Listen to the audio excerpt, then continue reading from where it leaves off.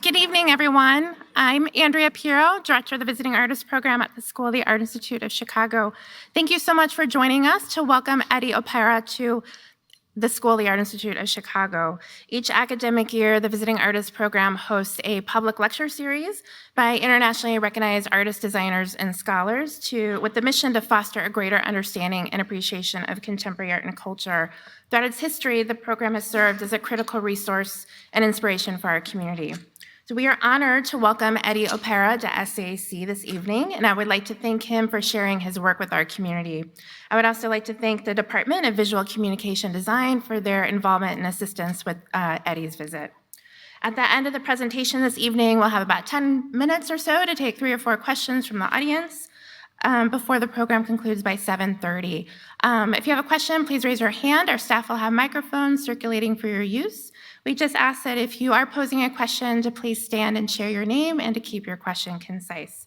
So thank you again for joining us this evening. It's my pleasure to now welcome to the podium Stephen Farrell, Associate Professor in the Department of Visual Communication Design, to introduce Eddie Opara. Thank you. Hello, I'm Stephen Farrell, Professor in the Visual Communication Design Department at the School of the Art Institute. And I'm very pleased to introduce the multifaceted designer, Eddie Opara, this evening. Eddie engages the crossovers of strategy, design, technology, and craftsmanship as he works in a wide range of media, user interface and interactive installation, brand identity, publications, packaging, and environments. Eddie grew up in England and received his formal education from the London College of Printing and Yale University. He began his career as a designer at the Ambassador Theatre Group and at the motion graphic studio Imaginary Forces. He worked as an art director at the boutique studio 2x4 before establishing his own studio, the Map Office, in 2005. And then in 2010, he joined Pentagram, the largest independent design firm in the world, as a partner. And he's currently in their New York office. His many clients include museums, academic institutions, high-end retail, architecture offices, and publishing concerns. Opara is also a visiting critic at Yale, and he recently published a guide on understanding and applying color principles, which I didn't know that until recently. Eddie is a member of the prestigious Alliance Graphique Internationale, or AGI. He's on the board of the New York chapter of AIGA, and he was recently on Ebony Magazine's list of Power 100 Black Americans. When asked about his practice, Eddie Opara has said that he builds frameworks and tools, privileging systems over storytelling. He is a strong proponent of logical and clear rationales modeled after computer science, while at the same time predicting changes in user interfaces toward more ambient haptic systems. He embraces process and a hands-on approach with his team at Pentagram. So with that introduction, let's give a warm welcome to Eddie Opara. Hi, everybody. Can everybody hear me? Yep, fantastic. It's a pleasure to be here tonight. I often wonder when I die, or before I die, if anybody's going to ask me a question, what did you do in your life?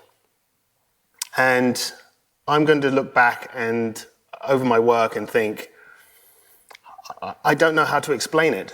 I don't know if I was making any sense. I just was a designer servicing clients. There was no inner meaning to anything I was trying to do. And it sort of is quite daunting to think that. And right now, in this period of time, design is dominated by design thinking and strategy, rather than the aspects of the visual outcome. And when you ask certain visual designers, did you have a say in this particular aspect of the work, they kind of shrug their shoulders and they don't really know. They can't really explain it. It's It's all sort of created for them. And that's problematic, that we have this polarity, this divide in design rather than this interconnection. And this aspect is becoming, design thinking and strategy is becoming the sort of lingua franca of design. And that's very, very troubling. There are not many voices or enough voices in visual design now that are talking about their work, that are really explaining it in a different kind of manner. And that is problematic. So the aspect here is, should designers, as in graphic designers or visual designers, whatever you want to call yourself, isn't it about time that we start to think about venturing through our work and really delving in and finding out what is important about it, that threads your work together, that creates narrative, not so much story, that creates framework that can be explained, and you feel a lot happier for it, instead of being given a job and saying, and then having the client say, oh, you know, just make it look cool. That hurts. So there's a greater purpose to us, and we need to define our language in a greater manner, or should I say frequency. So I started on this particular journey looking at a possibility of defining a frequency for myself. At first I started off with a circle. It's just a natural thing. But then that was too cyclical. I don't really work in that particular manner. I'm always adjusting and changing all the time. I find that design thinking actually is more cyclical, and that is slightly problematic for me. So I drew a line, and a line is endless in its sensibility. And then I started to apply to this line specific properties that start to define who I am and what I've been doing for the past, you could say, 10 years, let's put it that way. And at the top, you have certain aspects such as neutral, or you could say neutrality, the sense of the variable, adaptive, entropy, speculative, spectacle, intelligence, agenda. They really, when you put them together, don't really make too much of a thread until I start talking about it. And then underneath that are the properties that make these categories actually work. Research, experimentation, play, curiosity, creativity, and character. And these are the things that I'm always trying to tell myself that I need to do each and every time that I'm working on a project. It doesn't matter what client there is, my ideals need to come forth. So we're going to take on the neutral, variable, and adaptive area, and I'm going to show you some work that manifests itself in this particular space. Has anybody heard of this company, Opara?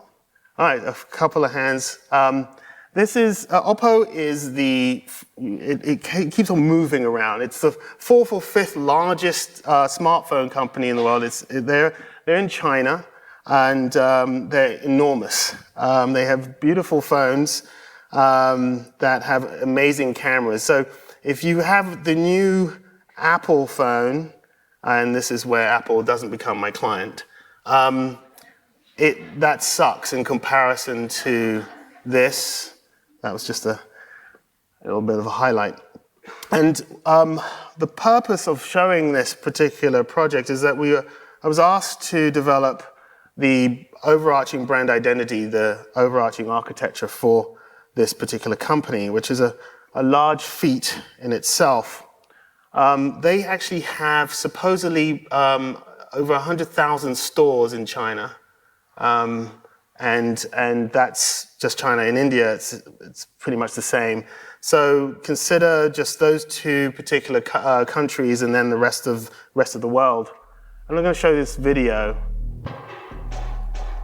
Can you have audio up?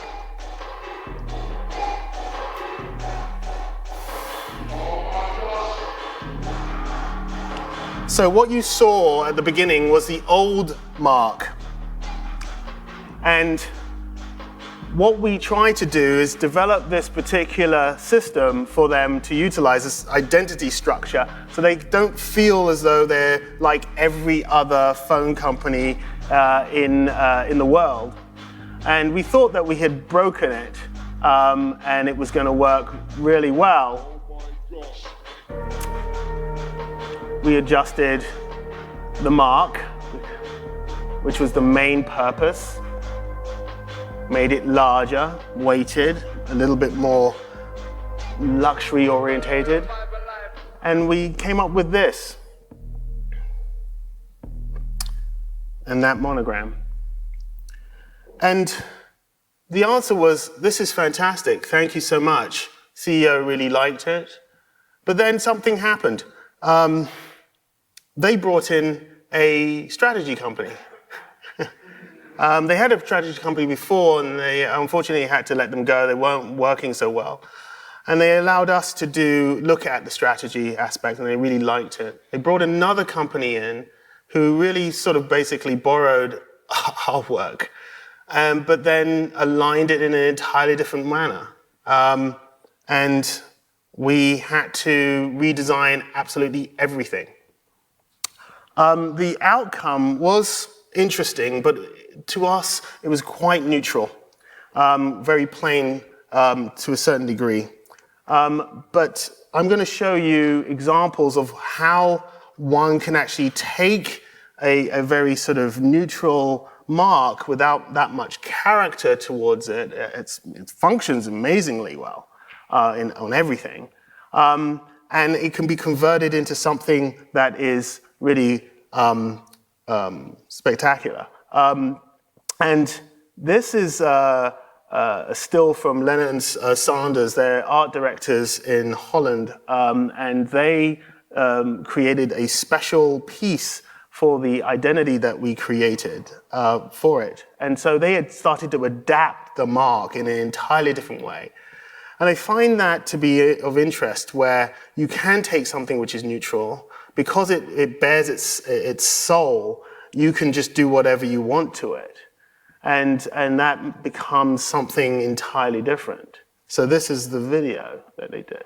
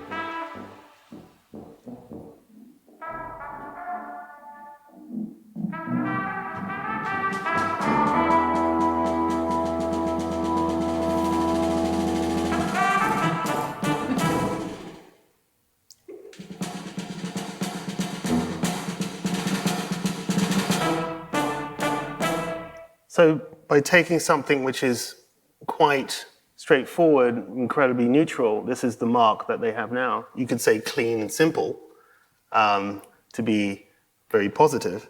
But it actually works impressively well when you have to deal with it in any other circumstance, such as the Leonard and Sander. They allowed us to add our aspects of character and appeal to the monogram that they have. So this is the system that they chose, which is and shows a sense of difference. So they were definitely listening to us. I'm going to show you now the whole framework as a video, more so typographic, color, and form.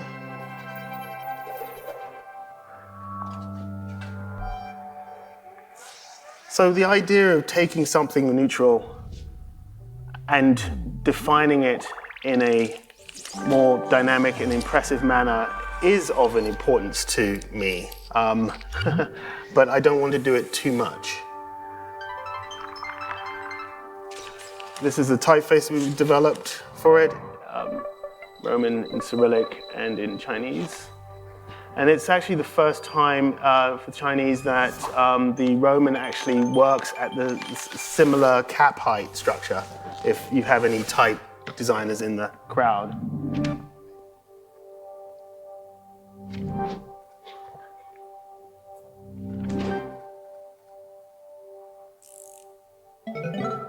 So the aspects of the adaptive color. So the principle of adaptation was incredibly important in the sense of form, was incredibly important. So they are utilizing that system now as we speak. This is their latest phone that was just released earlier this year. And this was the launch of Oppo, the new Oppo Mark. I think I'm there in the front somewhere. It's a bit darker.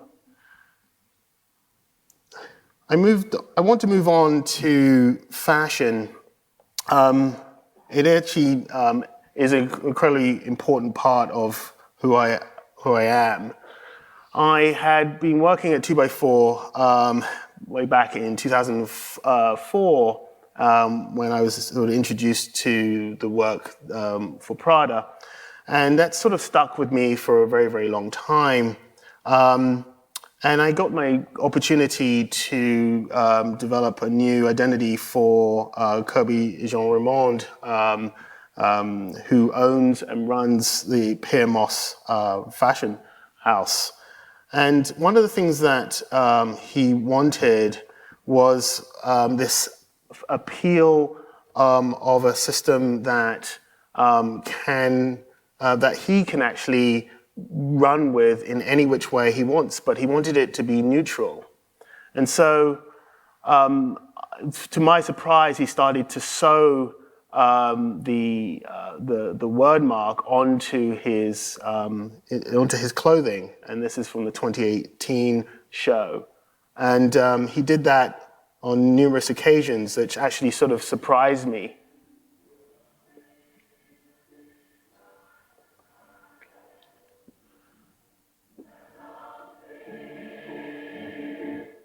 So he utilized it on nearly every single piece in an entirely different way. So the fact of the matter is allowing others who you believe in and who you trust to reapply and adapt your work is of importance.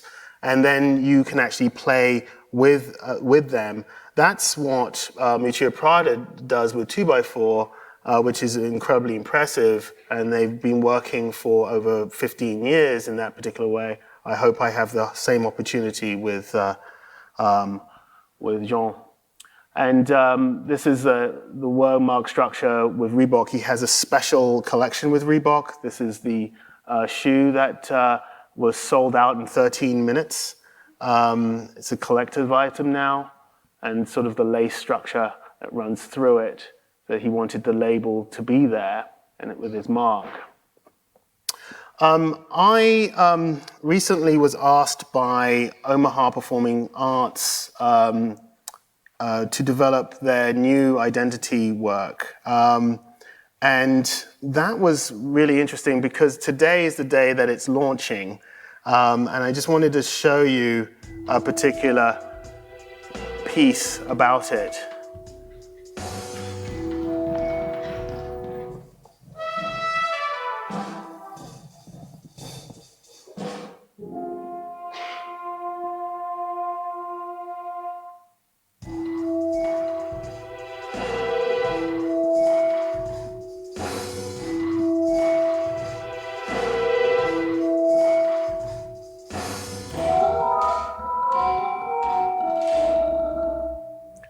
So this is very much variable orientated. It can adjust itself depending upon the space that it's actually within, the different spaces that Omaha Performing Arts actually has. But the fact of the matter is they allowed us to develop the strategy come visual design and develop the language and approach that goes with that, reflecting who they are over the course of time. And I received an email from the director a few hours ago saying that they're incredibly happy with this. And so in a sense, it's sort of like a big win for myself and the type of language or frequency that I wanted to actually introduce into the world, into their world, without actually saying that, without being selfish, like this is the way I work. No, it wasn't like that. It was really looking at them, defining who they are, and then applying our structure to it. So this is the mark when you sort of break it up. So it can actually lay horizontal. It's often enough vertical, but then you can actually move it around if you wanted to. So they can play with it in any which way. So that variance is incredibly important. And that's the mark there. So these are certain posters that we've actually started introducing, and hopefully it will actually have an impact in comparison to what they were before. If you ever want to see what they were before, please go online. So these are examples of different events that will or are going to happen. Moving on back into the adaptive aspect, and you could say it's slightly variables can be applied to this. This is one of Nike's new buildings on their campus. There's in Beaverton, Oregon. It's impressive space. There's 11,000 personnel on that particular campus. And we were commissioned to develop their wayfinding system, which was a total mess. We took it upon ourselves to start to look at what we call the route. And we wanted to find the route from their sense of origins. So they're not only known for their Nike swoosh and their word mark, but also through these diagonal bars. And the funny thing is that diagonal actually comes into some of their actual apparel. If you've ever seen it, it's sort of 26 degrees or thereabouts. And so what we started to do is look at that particular angle and start to develop different iconography and pictogram systems for their wayfinding structures. And so we had a particular route, ROT, that would actually blossom into any system that we wanted to. So we weren't basically telling a story. We wanted the framework to kind of do that on its own. So we developed even more icon systems such as this, but we went further. We went into the signage structures, the map systems are all at that particular angle, and all the bus routes are all at that angle, and how everything is sort of represented. Before, this was a sort of goggly-goot, sort of spaghetti junction-esque type of thing, where we sort of clarified that. So when we look at the route, we look at it as a device that can be utilized for everything and anything. That angle also found itself into the wayfinding, the actual signage. And so you see the moire pattern, it actually works at that angle. So when you're walking past it, it's always in motion. It sort of defines who they are as well as a company, who are incredibly dynamic. And they started to apply it. So this is the perforated structure that they had, and this is being applied everywhere on the campus. We wanted it to also have no sort of form, and as you can see it from the side, that is. But when you sort of turn, that movement starts to actually happen, and so when cars drive or when you're running, you can actually see that movement, which actually works very, very well. There it is.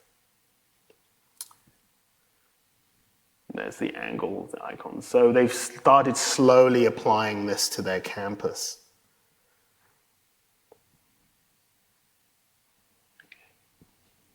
Everybody know this bag?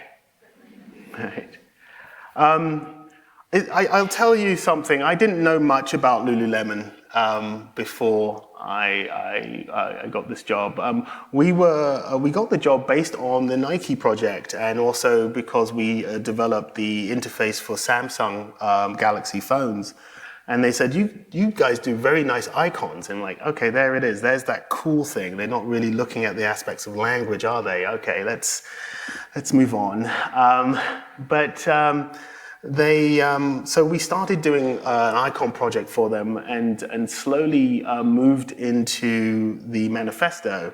I got a scope of work one day, and he said, can you do this? And I said, I don't know what the manifesto is. And they said, oh, it's on the bags. Have you seen the bags? I'm like, oh, I know those bags, but I never really read them.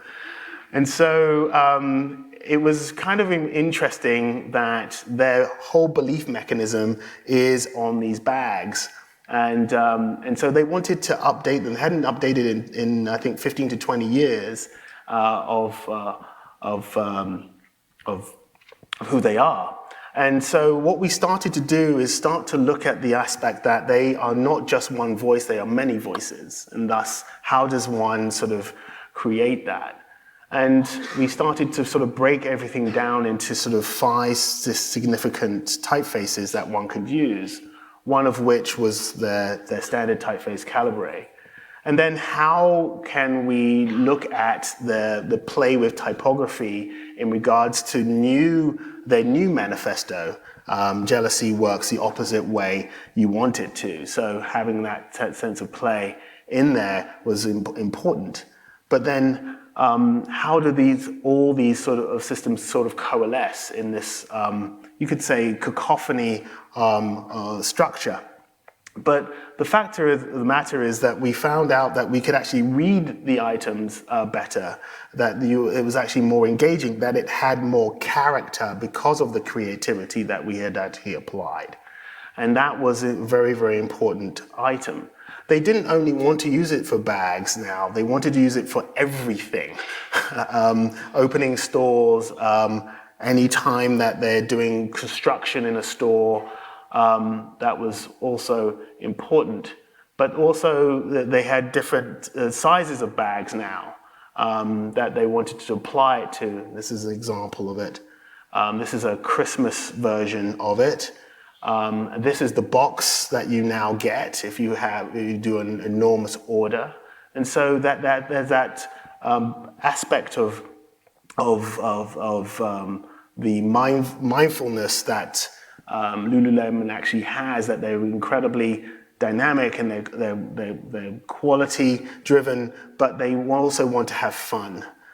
They also applied it to these special yoga mats that also sold out in seconds, which was unfortunate. We couldn't get these ourselves. But then they also applied it to their apparel, which was really amazing. So again, it's this adaptive aspect, this adaptive quality that we started to see, which really did impress us, because we didn't know this was going to happen. So the idea here of just looking at the aspects of these words just being bent out of shape was actually impressive. And then here's the red version of that. Unfortunately, you can't get these anymore. These were also sold out. onto the aspects of entropy, and I feel as though some of the work that you just seen actually has that sense of entropy. That's understandable. That is the connecting thread between the neutral, variable, and adaptive aspects. But entropy can exist on its own in certain areas. One is the FIT, the Fashion Institute of Technology, and their DTech lab. DTech Lab is their sort of equivalence of the MIT Media Lab, but for clothing, and their connection to large corporate entities.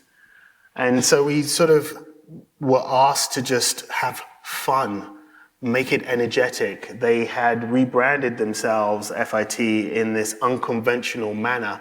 So please relay the unconventional here as best as possible, but make sure that DTech can be read. And so that's what we did in regards to the utilization of our forms within the actual mark structure, and then applied it to our significant bags, which we always love, and also to some collateral elements and to part of their lab entryway. On to something a little bit more intriguing. The US soccer women's team, Tobin, Megan, Kristen, and Megan Rapinoe came to Pentagram asking for our advice in a new venture called Reincorporated. This was an important project based on the principles that they are being screwed over by the US Federation of Soccer. In so many ways, it's just not funny. They wanted to develop an apparel company that is non-binary based, that is equal in all parts, and they are doing it. And the whole aspect of Megan Rapinoe being a force of nature, being a force for equality, being a force for inclusivity, is so impressive that when you talk to her on the phone or see her on video chat or meet her in person, it just makes you want to, the drive to be successful for her, it was incredibly apparent. We sort of developed a system that they could basically be inclusive in any which way at first. So this was the sort of initial aspect of it. But then we started to think about it, and we said to ourselves, well, it's all about the idea of the opposing what is the norm today. And so we took the E and reversed it. And if you know about your typefaces, there is a reverse E in many different typefaces. We don't know why it's there, it just is. But E is the most common letter in the English language and pretty much the Western language. And so when you turn it around, it changes the way that you see any type of text, but it also creates a ubiquitous mark. We believe that this is the most ubiquitous mark there is on the planet because of it. And that is inclusive. And so these are certain phrases that we had utilized to represent Reincorporated. But then there are two parts to the mark, the re, as you can see it, but then at any time the incorporated could basically change in a sort of variant manner, various different types of typeface, anything goes type of aspect. But the whole idea is that the word resonates, the type resonates with the words. And so the whole idea is that it's very guerrilla-esque and that you can apply it anywhere that you need to. So this is Kristen and Megan sporting one of their initial T-shirts. And this is an introduction to Reincorporated.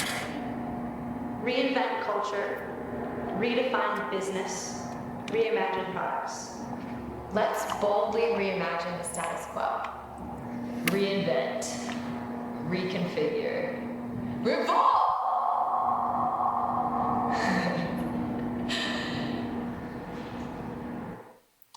So when it was launched a few months ago, we were really excited because, as you can see, everybody started using the backward E immediately. It was kind of nuts. So yeah, we believe that this is the most sort of ubiquitous mark that's ever been created by man, and in an inclusive manner. Revolting soon. On to the aspects of spectacle. They put this in the middle because this is normally my favorite bit. If anybody gave me the time of day to do something which is a spectacle, I will take it. I love it so much. This is Mahonokon. It's right now it's the tallest tower in Southeast Asia. It looks like Pac-Man ate it, but it's developed by Bureau OS, and one of the partners of Bureau OS is a good friend of mine from Yale, and he asked me to develop a screen 7 stories tall and a block long, and then I said yes, and he said, but the great thing is that people walk through it in a glass tunnel from the subway. And I was like, oh yes, I shall do this. I shall go to the ball. And so the fact of the matter is that I shall walk over here, that this is what you walk through, and you see this on the exterior of it as you're walking through it. And this sound is actually was connected to the sound bar at the top of the building. So if a DJ was playing music, it would actually interact. We made it smaller, the end version, and I'll show you that now. Before I show you that, another thing that we wanted to develop was the idea that every morning at around about 6 o'clock, the sun will rise at a particular angle. So what we did is we built a computational sun that actually rises not vertically, but actually at the angle of which the sun is supposed to. So this is sort of false. It's going vertical just for us today, but the one that we built actually did not do that. So this is it at nighttime, and this is just some of the actual screen. It was situated, and I say was, it's past tense, they actually sold the whole complex to another company and changed everything. It was situated in the financial district called Silom in Bangkok. This is how it works at night. In day, it was very different. It would sort of reverse itself, sort of reacted very differently to the whole environment. I will run a video for you now.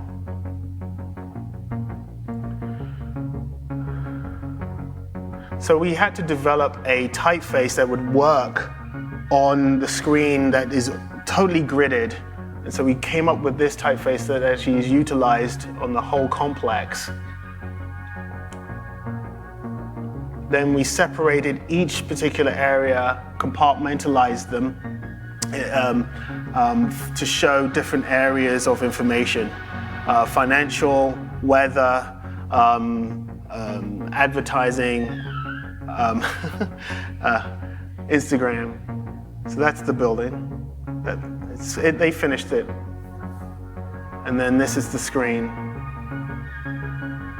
So they had not actually built the tunnel as such. It was so difficult to actually shoot. It was so big. It's very hard to actually see at one time unless you're at very, very far away. There's the sun. And there's the moon. We also did the moon as well. So the whole idea of again adapting to the actual framework, when the framework was architecture, was very important to solve to deal with this particular situation. One wonderful thing was that when the screen was turned on, we had to return back to the United States, and we found this on Instagram. It actually works. The rising of the sun worked. So our programming, fantastic.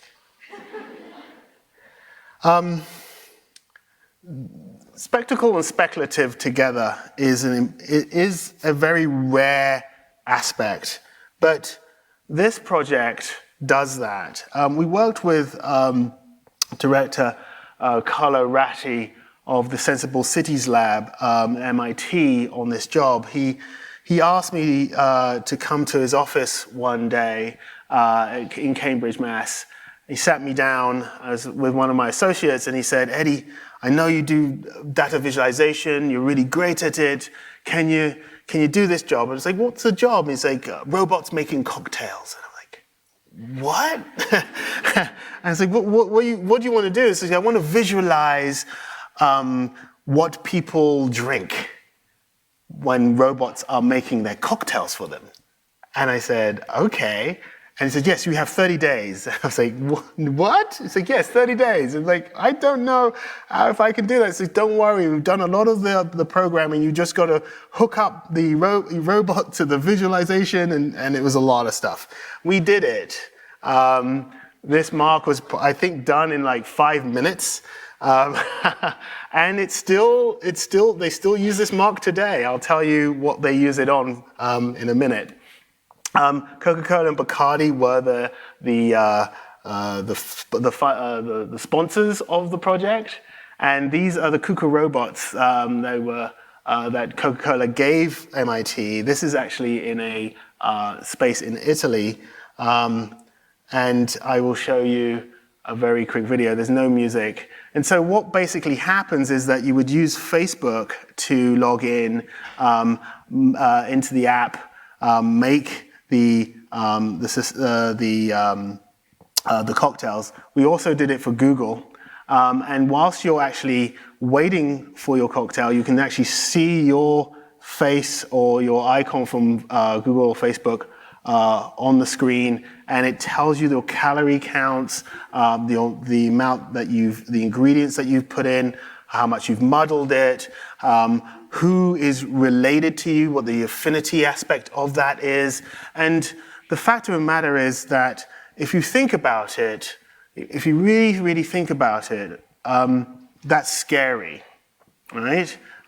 So you're taking this spectacle, you're utilizing robots, you're utilizing this enormous screen that's showing you your makeup, your makeup of the ingredients that you're going to drink, and it's basically the robots perfecting the drink each and every time that you do it. But it's not only doing that, it's also collating you with other users and defining how that group actually drinks. You find that a bit scary? Right. So the fact of the matter is that applying something which is spectacle and speculative together can have some ORI issues to it. Now, I told you about the mark, that these robots are still around. They're on cruise ships, thank God. Cruise ships and in the Atlantic or in the Pacific, and people are enjoying their cocktails there. Hopefully, I don't believe that the data is being collated anymore. It's just being utilized as a spectacle. But on to the speculative. And this is a growing area for me, more so in the aspects of books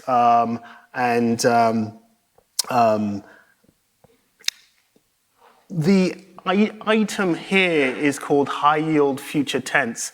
I got a telephone call from a gentleman from the NYSSA, the New York Society of Security Analysts. Basically, they are the hardcore accountants of Wall Street. And they said, the gentleman said, "I'm watching you." And I'm saying, "I'm sorry?" So I'm watching you right now. I'm like, I'm sorry, who is this? And so he introduced himself and he said, "I'm watching a video about you and I really want you to actually do this project." And I said, "I don't know what the project is." And he said, "Well, it's about accountants and it's about a celebration of our work over the past few years. We never celebrate like this, we're accountants. And the importance of this is that we make the stock market very, very rich." And I was like, "Okay, let's delve into this." So he sent me some documents about high yield future tense. I didn't understand a dickens of it. I just didn't. So he came over and explained it to me, and I still didn't understand it. But one thing that I did do is say that I didn't understand it because it doesn't, to me, make that much sense. There was a lot of bar charts and a lot of pie charts, and I said to myself, if you read the information, your charts aren't really relaying that information. And he was like, that's very interesting.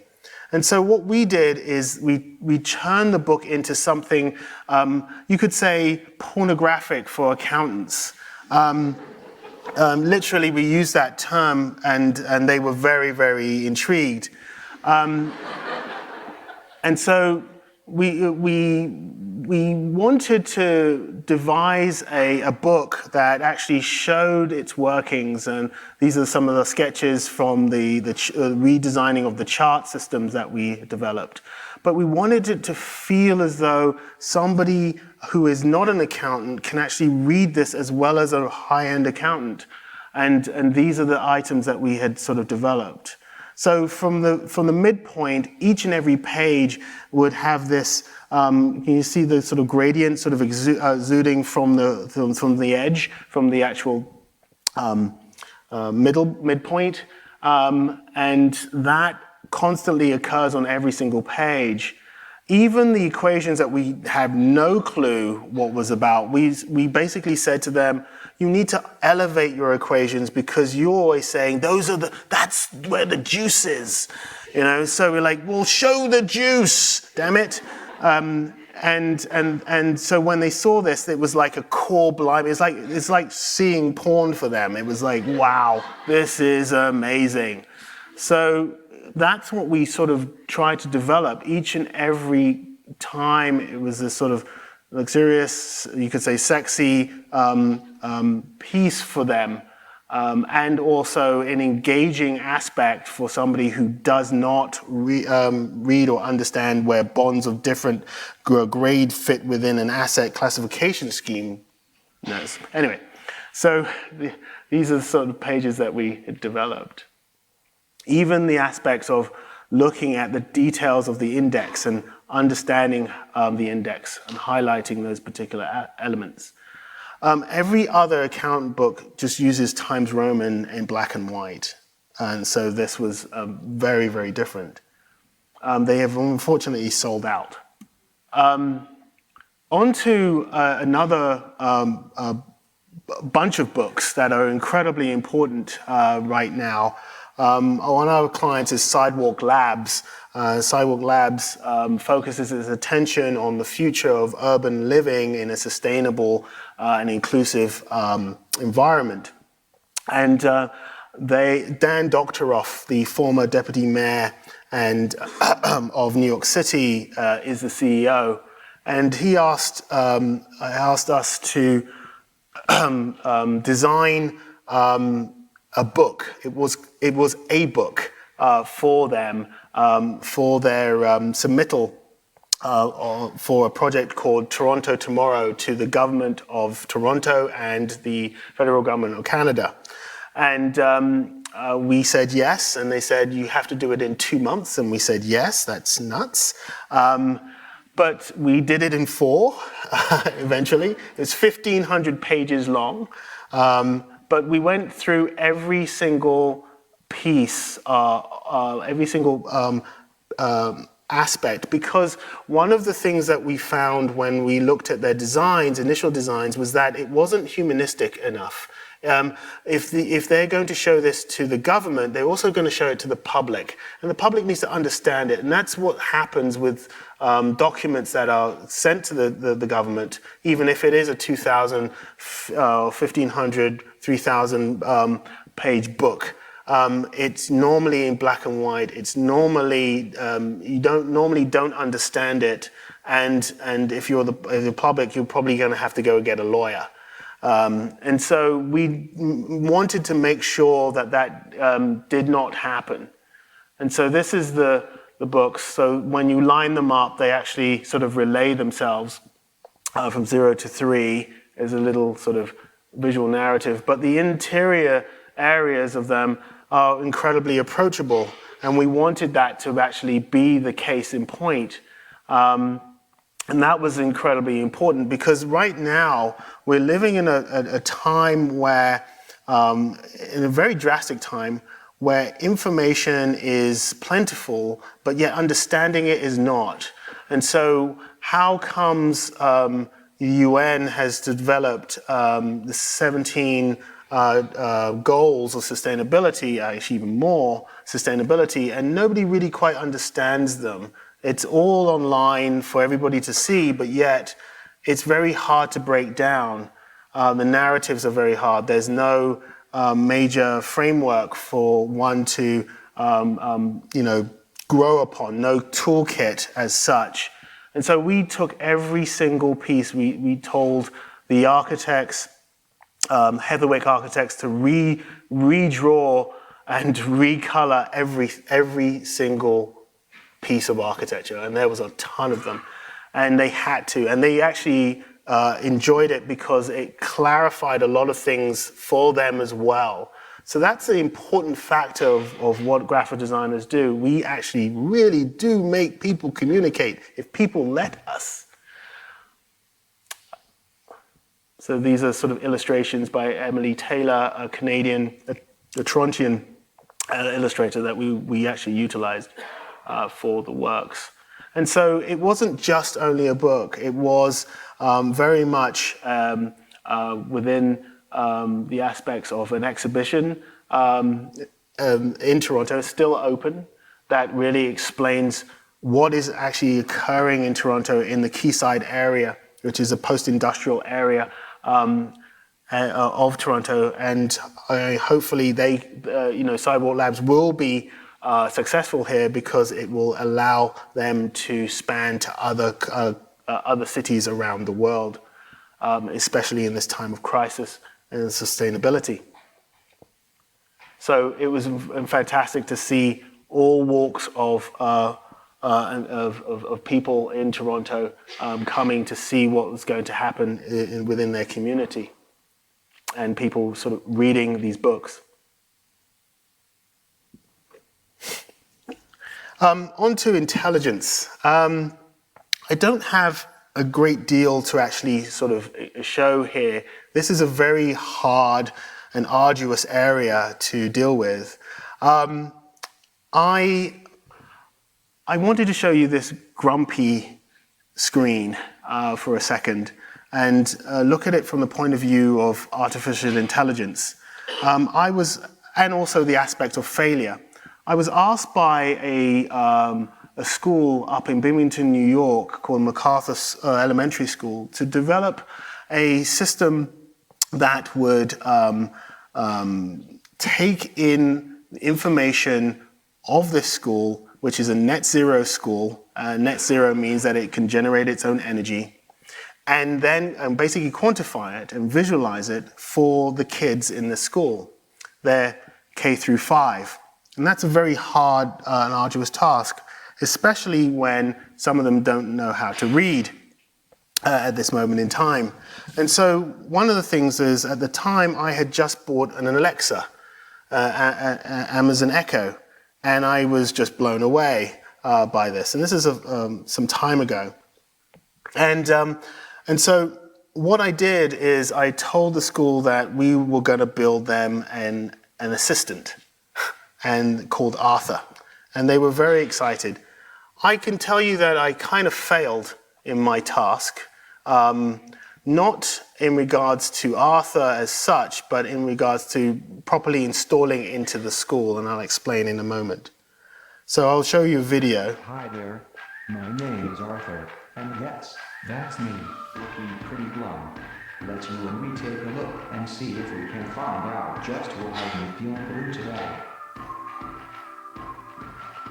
On the inside, my mood is dictated by two equal factors. So it may be hard to hear, but what's basically happening is that there are particular factors that Arthur takes into consideration. His mood is affected by the kids that don't talk to him, a little bit like Tamaguchi, and also the aspects of the energy. If there's too much energy usage and nobody's talking to him, he's really mad. And so what basically happens is that the child can, or children can engage with Arthur and say, "What's wrong, Arthur? We can see that you're upset." And he will basically tell them verbally that the energy usage in the school is not good and you weren't talking to me, damn it. So, and so what basically happened was the framework we utilized was the Google voice recognition system. We had to build a sort of machine learning library into that for the structure. But what it can do is play games with the kids, tell if the school is actually flooding because it's actually on a floodplain, and also tell the kids about the energy usage in the school. One of the, and I will swear now, one of the teachers in the testing environment said, fuck off, Arthur. And he said, I beg your pardon? So, and then it started talking more about fucking off, so the aspects of failure was there. But the main issue was that schools such as this, which are absolutely amazing, have very tight rules and regulations in regards to connectivity. And so it's very hard when Arthur, let's say, breaks down and needs to be maintained for us to go into the school, which is 4 hours upstate New York, to fix it. And so we would use a VPN. VPN system didn't work. You're not allowed to use VPNs in New York State schools. And so that's why the failure has basically occurred. I do not know at this moment in time what is actually happening with Arthur at this time. But as you can see, the design, we actually also designed the casing system. And as you can see, the perforations, that actually is binary, and it basically says MacArthur Elementary School. So the aspect of, and this is the first time that we've sort of delved into, really into affecting the product design as graphic designers, and we were very, very happy. There are 8 different Arthurs in the school. So as you walk up, you can actually see different ones. This actually shows you the river levels today. This is my son and one of my designers, Jack, doing the test. Jakob is older now. He was 3 years old there. And they're basically testing it. We needed to test this system on little kids and his little friends. And this is the first day it was actually flipping well working, which was amazing. And we were super excited because we are graphic designers, and the aspects of programming is very difficult. Even though we did have programmers, we also had to do a lot of testing ourselves. So we have to whisper because Arthur is listening to him.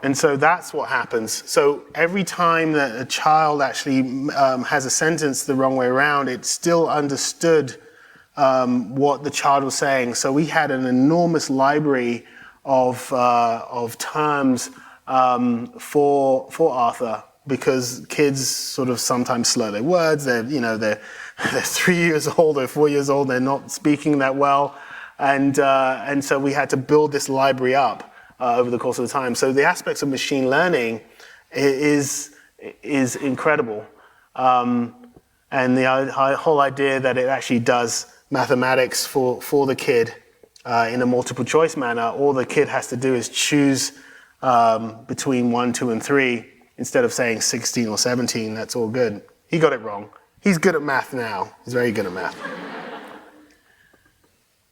So again, the fact of the matter is that if you got it wrong, it's not saying, okay, go away, kid. It's saying, let's try another one until you get it right.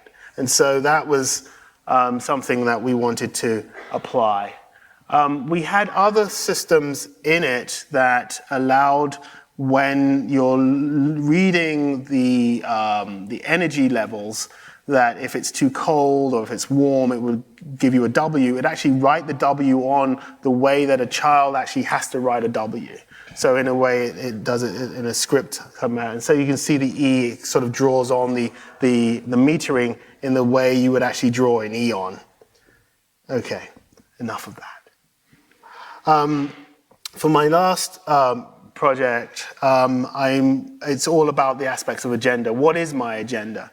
I don't exactly know, but one of the things, and it goes back to the aspects of when a client makes you upset and angry, that you just want to do your own thing. You want to quit, you want to do your own things. And so that actually did happen to me, but the client wasn't angry. They were actually very happy. They were happy that they got the results that they wanted, and I wasn't happy with the results. And so I went back to the office. This is not my hand. This is one of my designers, Pedro's hand. I started designing clocks on the right-hand side. And I went back downstairs and said, okay, you know what? Forget everything. Let's build something that we want to build. Let's build this clock. And so I took my ring off, and I said to my team, what we're going to do is we're going to build a digital clock with the face on the rim. And they were like, huh? So like, okay, go get some LEDs. Let's buy some LEDs. Let's start to program this, and let's build this in, like, say, a week. And we did it in about 2 weeks, and we had other work that we were doing. And so this is our little shop in Pentagram of old. We've now moved to a new location, and we're sort of making a model. But I'm going to show you the video of the sort of end result. This is the circuitry, and this is the code in regards to it. The clock is basically controlled by your phone, and it's also a light. And it's all about the aspects of range. It's not about the idea of precision. And so what we wanted to do is really sort of generate something that was meaningful to us, that was graphical. It moved itself away from the standard sort of mediums that we were interested in.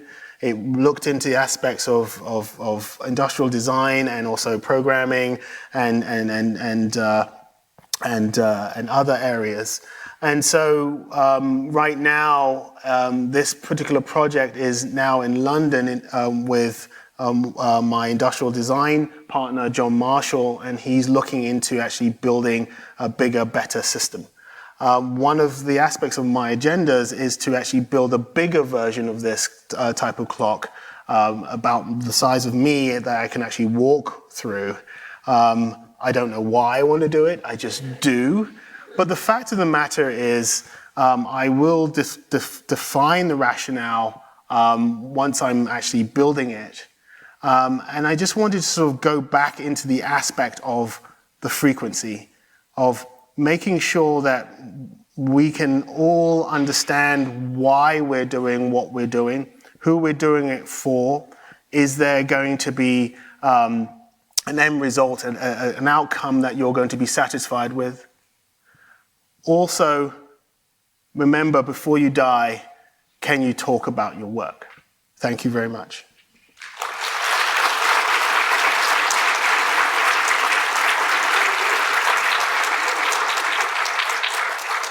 So I will, if there's any time, I know it's running a little late, if you got any questions. I think there's a microphone that's going to come around. Oh, hi, Rick. Do you want? Okay. But at one point you mentioned one of the members of your studio, Pedro. Yes, Pedro. And could you describe a little about the character of your studio, how it functions? Yeah, that's good. So at Pentagram, I have about 9 to 10 persons on my team. Those persons do fluctuate a great deal, but I'm always curious in regards to, okay, you're a graphic designer, what else do you do? What are your other interests? And so I have graphic designers who are developers, who are writers, teachers. Pedro is very much interested in industrial design as well, but he is a graphic designer at heart. He's a little bit like me. And I think that's incredibly important to be very pluralistic about one's approach in the area of graphic design. There's a question there.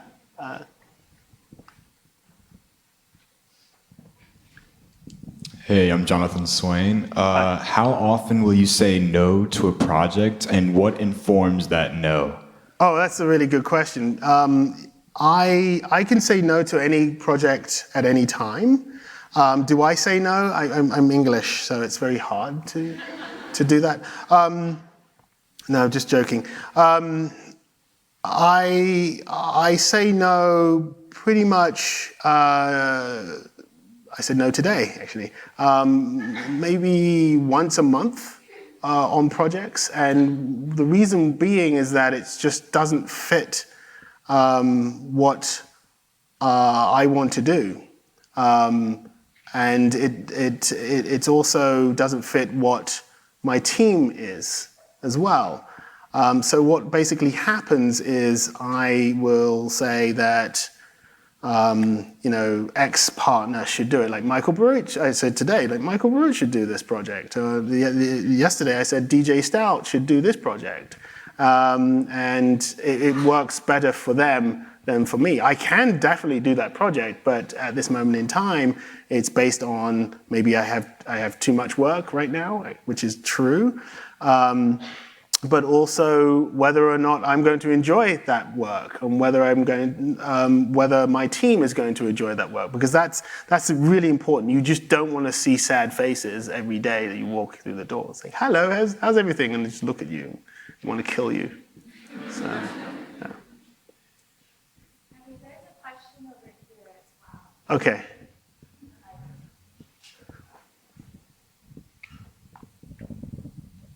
My name is Evan Amundsen. Hi. A lot of your work falls outside of the traditional boundaries of what's considered graphic design. I was curious what your experience was building a practice without these traditional barriers and boundaries. That's a really, really good thing. I always say for the work that I do that it's atoms to bits and back again. But to answer your question a little bit more, I have questioned myself about who and what I am, and I've basically stated that I am a graphic designer, and that graphic design should not create, as you said, a barrier around itself and define it in any particular way. Artists do not do that. Why the hell should I bloody well do it? So, but one of the factors of the matter is that it's the end result. Am I communicating the way a graphic designer would communicate? And I literally actually am. It also brings up the question, again, what is graphic design, especially with the clock project. And we believed, my team are like, this is graphic design, this is not industrial design to us. And a lot of people saying, why? It's like, well, number one, graphic designers did it. And number two, it's a graphic interface. And that's literally how we've played with it. That's how we thought it through. Everything, it's an O, it's a clock face, it's using light, it's emanating light in a particular way that you can actually read the information. Then you can actually pair it with your phone, and that interface is also an O clock, and and so we're saying, well, what other area is there that's doing that? A lot of people say, well, isn't that interactive design? Aren't you in interactive design? I was like, yeah, we think that interactive design is in us. That's fine, but we are graphic designers, and I think that that's one thing that graphic designers do a lot, is that they push themselves down into this sort of niche area, and they just don't have that much say right now, and that's a problem for me. There's also this sort of dissemination of design.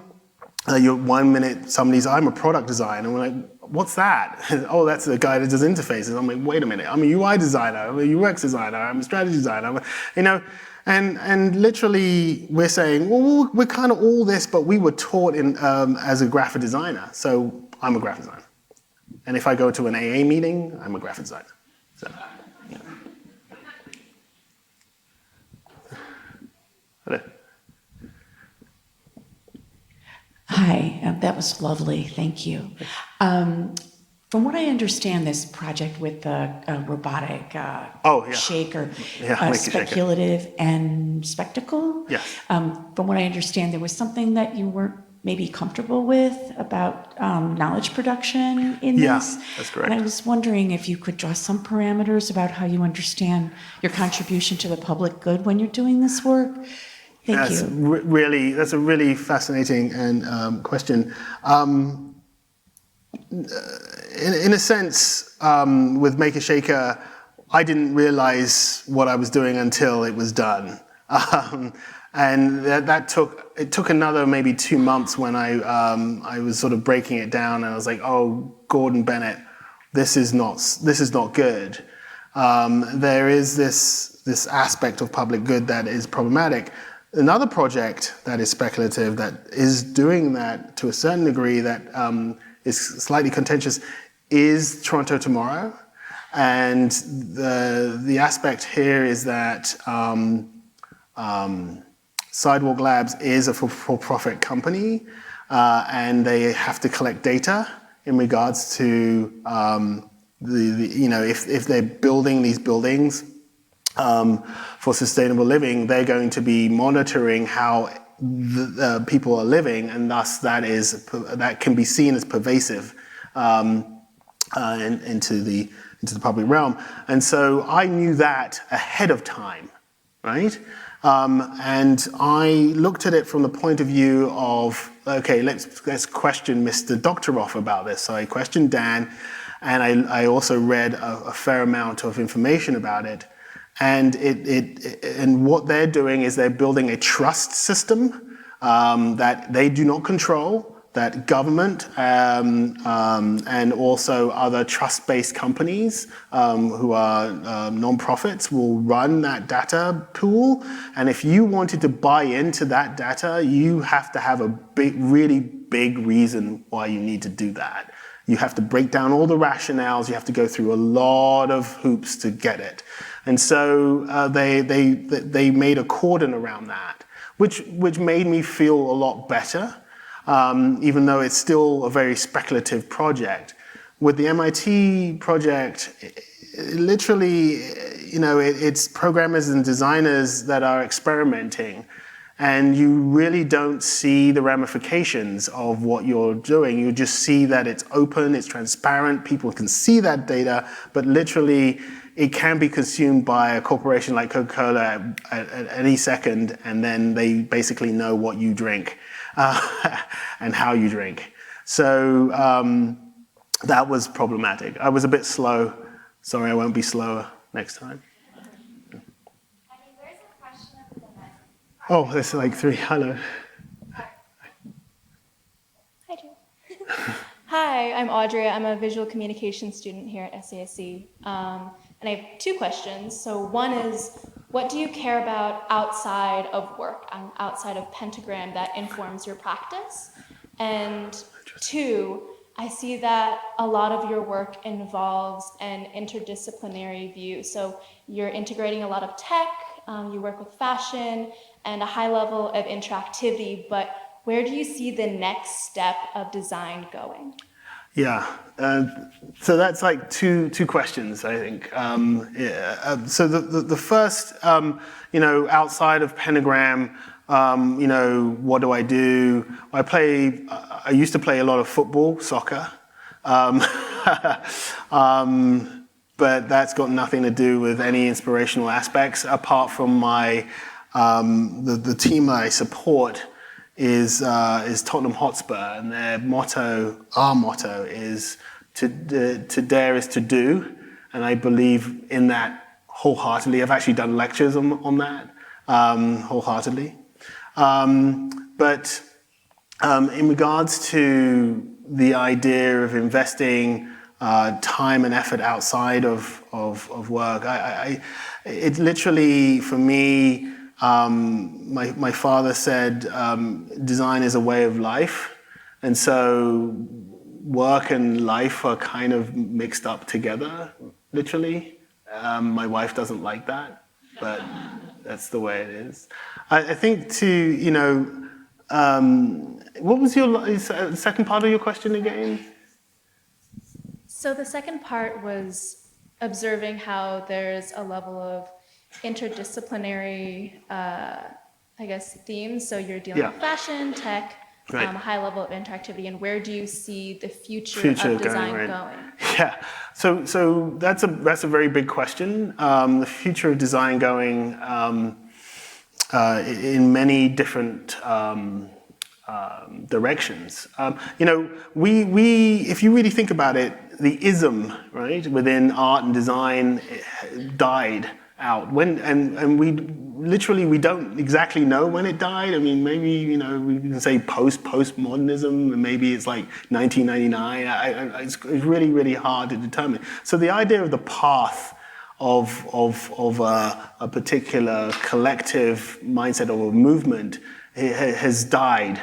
A death. My former boss and friend Michael Rock, I was at lunch with a few months ago, and he said he believes that graphic design is dead, but that doesn't mean that it can't rise. He was just sort of scratching his head. He wasn't quite sure what was next.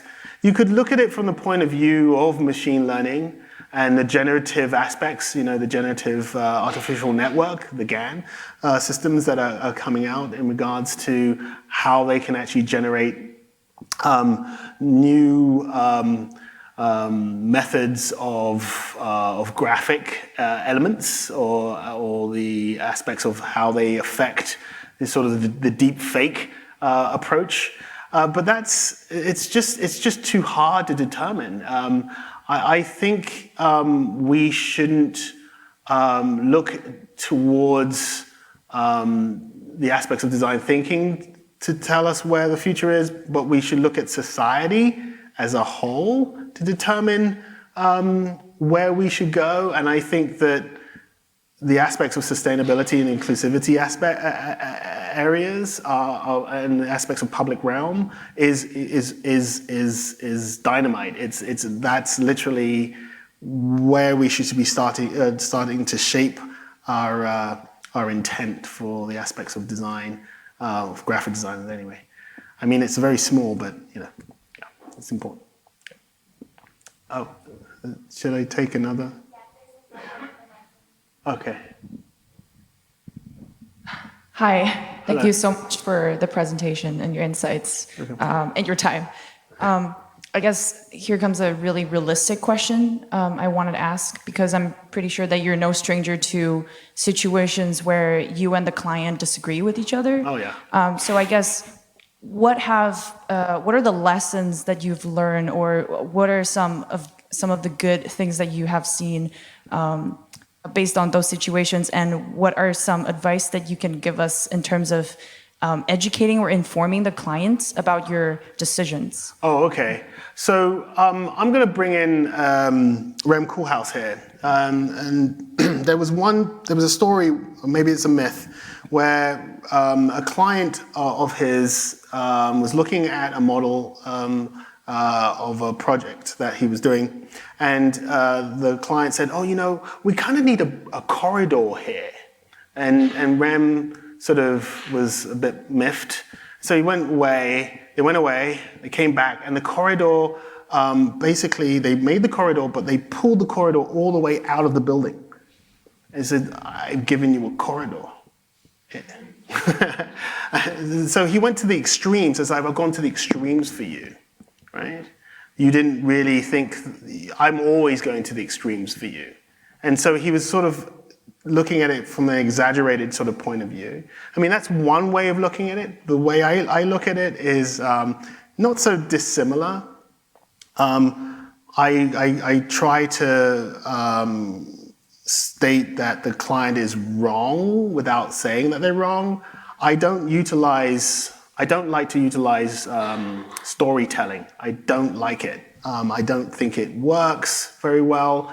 And I look at it from the aspects of logic, right? And if you look at it, everything through logic and through, let's say, computer science, and if you're looking at it from a if-then statement aspect, if you do this, then this will happen. Then this will happen, else this will happen. And if you do this, this will. And so you start to be one step ahead of the client, because the client is not stepping ahead of you. And so if they don't listen, then just let that happen, and then they'll call you, because that has happened.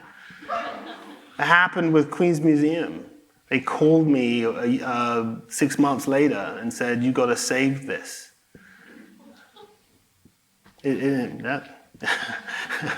So don't utilize the aspects of, don't tell stories. I think stories are either the sense of fiction, that's all very true, or the aspect of determining a narrative.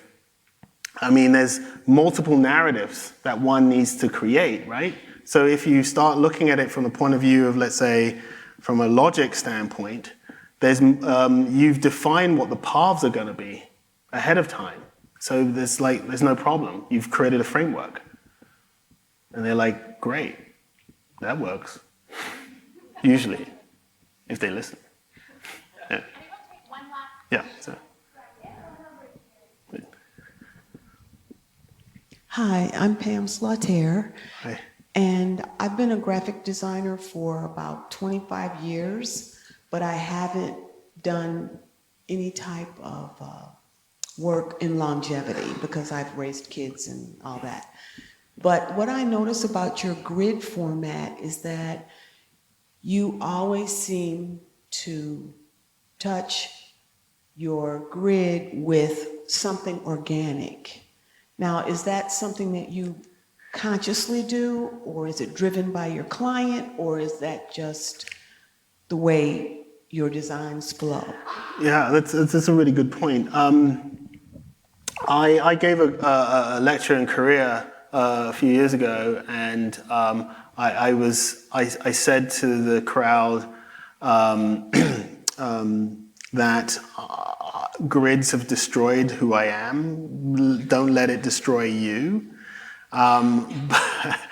But that wasn't fully true, because the project that I was showing them actually broke the grid. I was never good at grids at school. I literally was actually told by a teacher that if you learn grids, you should break the grid.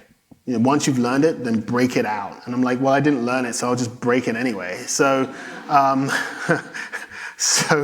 that may be the case that you're observing. I think it's also the factor of there's a sense of plasticity about the work that I do, but there's also the sense of a humanist quality to it that people have stated.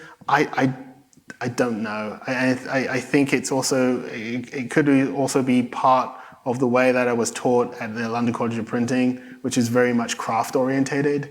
The sense of craftsmanship is very, very important. And you know, print to me is just like the greatest thing, you know, that you can have. It's physical, it's dimensional, it's tactile, it's tangible. The virtual is a miss, but it's the way that we demystify it that makes it interesting at this moment in time. Yeah. Thank you so much, Eddie. Thank you, everybody.